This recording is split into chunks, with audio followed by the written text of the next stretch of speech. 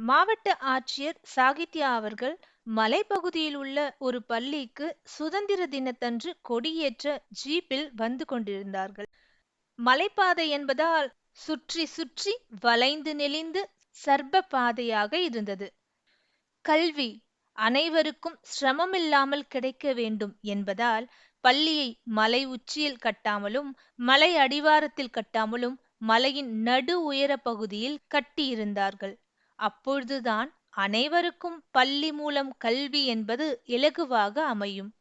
எவரும் தூரத்தை கணக்கிட்டு கல்வியை ஒதுக்கிவிடக் கூடாது என்னும் கருத்தை அடிப்படையாக கொண்டு அரசு இப்பள்ளியை அமைத்திருந்தது. மலையடிவாரத்தில் இருந்து வரும் வாகனங்களுக்கு முதலில் பள்ளியின் பின்பக்கமே தெரியும். அதற்கு பிறகே முகப்பு வரும். ஆட்சியர் ஆர்வமாக பள்ளியின் வளாகத்தினை எட்டி பார்த்தார். வளாகத்தின் பின்பக்கம் முதலில் தெரிந்தது. பச்சை பசேல் என்ற புல்வெளியில் உள்ளங்கை அளவு இந்திய தேசிய கொடிகள் சிதறி கிடந்தன. இக்காட்சியைக் கண்ட ஆட்சியர், இந்திய தேசிய கொடி சிறியதோ பெரியதோ எதுவாயினும் கீழே தரையில் மண்ணை தொட்டவாறு இருக்கக்கூடாது. பள்ளி வளாகத்தில் நுழைந்ததும் யாரிடமாவது கூறி கொடிகளை எடுத்து ஒழுங்காக மரியாதையாக ஏதேனும் ஒரு பெட்டியில் வைக்க வேண்டும் என நினைத்திருந்தார். அதன்படியே முகப்பில் கார் நுழைந்ததும் பள்ளி ஊழியர்கள், ஆசிரியர்கள், மாணவர்கள் அனைவரும் மாவட்ட ஆட்சியரை வரவேற்றனர். தேசிய கொடிக்கம்பம் பள்ளியின் முகப்பில் அமைந்திருந்தது. ஏற்றுவதற்காக கொடிக்கம்பத்தின் முன்பு வந்த ஆட்சியர் தேசிய உணர்வு ததும்ப நேராக பள்ளியின் பின்னே சென்றார். தலைமையாசிரியர் ஒன்றும் புரியாது ஆட்சியரை பின்தொடர்ந்தார். மேடம், இங்குதான் கொடியேற்றுதல் என பவ்யமாக கூறினார். பள்ளிக்கு பின்னால் உள்ள புல்வெளியில் சின்ன கையளவு கொடிகள் நிறைய கீழே கிடக்குது. தேசிய கொடி கீழே தரையில இருக்கக்கூடாது, அதை எடுத்து வைக்கணும் என்று ஆட்சியர் பதிலளித்தவாறு வேகமாக சென்றார். கண்ணிமைக்கும் நேரத்தில் துரிதமாக சென்றார். அவரின் கண் முன்னே புல்வெளியில் எந்த கொடியும் இல்லை. புல்வெளியில் ஒரு துப்புரவு பெண்மணி கூட்டி பெருக்கிக் கொண்டிருந்தார். ஏமா, அந்த கொடியெல்லாம் தொட்டிக்குள்ள போட்டீங்களா? வினவியவாறு பிளாஸ்டிக் குப்பை தொட்டியை நோக்கி நடந்தார். பிளாஸ்டிக் குப்பை தொட்டியில் காய்ந்த இலைகளைத் தவிர வேறு எதுவும் இல்லை. சின்ன கொடிகள் இருந்ததேம்மா, எங்கம்மா? துப்புரவு தொழிலாளி, நான் எடுக்கல மேடம் என்று கூறினார். அப்போது ஆச்சரியம். சற்று தள்ளி புல்வெளியில் இந்தியாவின் வரைபடம் வரையப்பட்டு எல்லையில் சின்ன தேசிய கொடிகள் சொருகப்பட்டு பார்ப்பதற்கு அழகாக இருந்தது. ஆவலோடு ஆட்சியர் மிக அருகில் சென்று பார்த்தார். இந்திய நாடு பளிச்சென பசுமையாக காட்சியளித்தது. ஆட்சியர் வெகு அருகே சென்று இந்திய வரைபடத்தின் எல்லை தோறும் சற்று முன் பார்த்த சின்ன கொடிகள் யாவும் செங்குத்தாக நடப்பட்டிருந்தன. வரைபடத்தின் நெளிவு சுளிவுகள் அனைத்தும் சரியாக இருந்தது. இந்திய வரைபடம் மிக நுணுக்கமாக, நுட்பமாக வடிவமைக்கப்பட்டிருந்தது. தனுஷ்கோடியின் கூர்மையான இடம் சரியாகவும், கோடியக்கரை கோடுகள் சரியாக வளைந்தும், ஆந்திர மாநிலத்தின் கோடுகள் ஆங்காங்கே நெளிவுகள் வளைவுகள் யாவும் சரியாக இருந்தன. மேலும் பங்களாதேஷை தவிர்த்து இந்திய தேசத்தின் எல்லை சரியாக பிரிக்கப்பட்டு கொடிகள் இடப்பட்டு பூத்து குலுங்கின. வடகிழக்கு மாநிலங்களான மணிப்பூர், அருணாச்சல பிரதேசம், சிக்கிம் ஆகியன அழகாக வரையப்பட்டிருந்தன. ஜம்மு காஷ்மீர் ஜம் என்று காட்சியளித்தது. லட்சத்தீவு, அந்தமான் தீவு பகுதிகளும் குறியிடப்பட்டு கொடிகள் நடப்பட்டிருந்தன.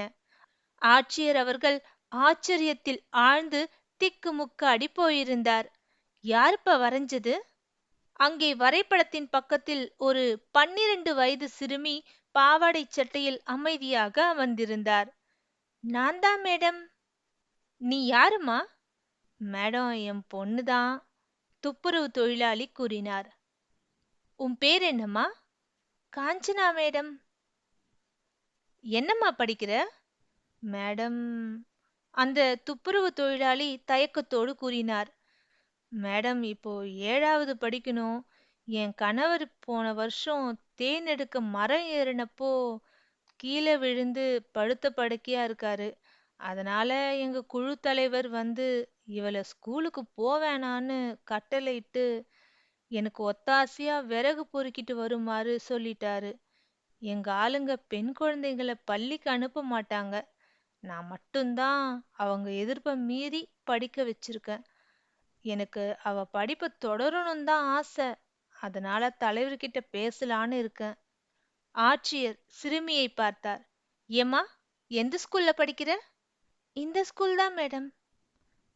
என்னம்மா, நீ இந்த ஸ்கூல்ல படிச்சுட்டு இந்த மாதிரி கிரியேட்டிவ் ஐடியா ஒரு தேச உணர்வோடு யாருக்கு வரும்? என்னம்மா, பெரியவளா ஆனா என்னவாகணும்னு ஆசைம்மா உனக்கு? மேடம், நான் படிக்கணும். அதுதான் மேடம். அதாம்மா, படிச்சு என்னவாகணும்னு ஆசைப்படுற? நான் மேல படிக்கணும் மேடம்.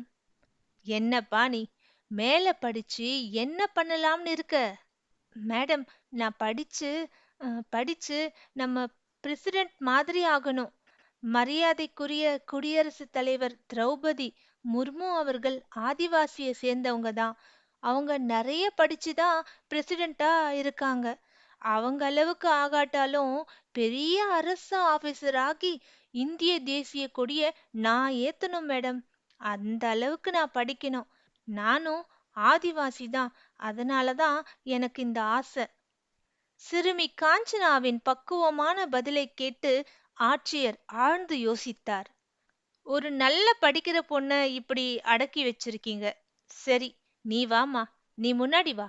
வந்து கொடியேத்து. உங்க குழு தலைவர்கிட்ட நான் வந்து பேசுறேன். உடனே சிறுமி கூறலானாள். மேடம், நான் வந்து கொடியேத்துனா என்னோட ஆசை பூர்த்தி ஆயிடும். அப்புறம் எனக்கு படிக்கணுன்ற ஆசை குறிக்கோள் இருக்காது. அதனால அந்த ஆசை வெறியெல்லாம் போயிரும். இப்ப நான் ஏத்தல மேடம். தப்பா நினைச்சுக்காதீங்க. சாரி. நான் படிச்சு முடிச்சு அரசு அதிகாரியான பிறகு கொடியேத்திக்கிறேன். இதுதான் என்னோட ஆசை. இப்பவே நான் கொடியேத்துனேன்னா என்னோட ஆசை அடங்கிடும். அதனால சாரி மேடம். நீங்களே ஏத்துங்க. காஞ்சனாவின் பேச்சைக் கேட்ட ஆட்சியர் கைதட்டினார். உடனே சுற்றியிருந்த அனைவரும் கைதட்டினர்.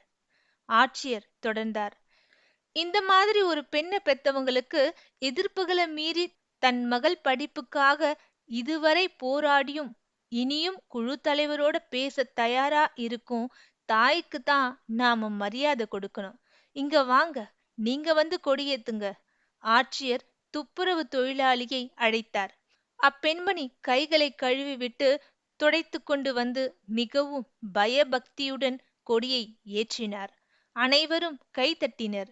இந்திய தேசிய கொடி பட்டொலி வீசியது. காஞ்சனாவின் மனதில் ஆசை கொழுந்துவிட்டு எரியத் தொடங்கியது. பெண் வேங்கையின் வேட்கை. வேட்டை நிச்சயம் பூரணமாக பூர்த்தியாகும். எல்லோரும் சல்யூட் அடித்தனர். வந்தே மாதரம், வந்தே மாதரம்.